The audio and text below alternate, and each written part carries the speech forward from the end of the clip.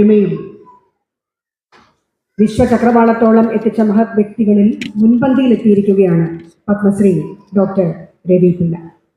ആഗോള വ്യാവസായിക ഭൂപടത്തിൽ കേരളത്തിന്റെ ചിത്രം ഒരിക്കൽ കൂടി പ്രഭാപൂരിതമാക്കിയിരിക്കുകയാണ് അദ്ദേഹം. ഒരു വിദേശ രാജ്യത്തിന്റെ പരമോന്നത സിവിലിയൻ ബഹുമതി കൈവരിച്ചിരിക്കുന്നതിലൂടെ ആധുനിക കേരളത്തെ സംബന്ധിച്ചിടത്തോളം വളരെയധികം സന്തോഷം നൽകുന്ന ഒരു വാർത്തയാണ്.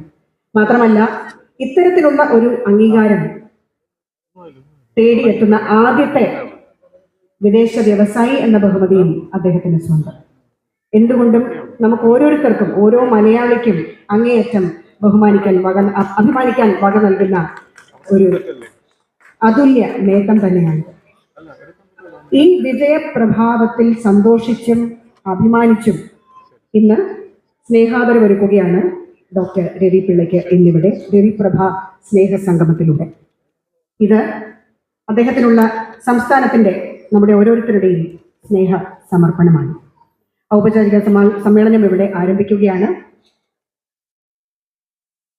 ദേശീയ ഗാനത്തോടുകൂടി സമ്മേളന നടപടിക്രമങ്ങൾ തുടങ്ങുന്നു.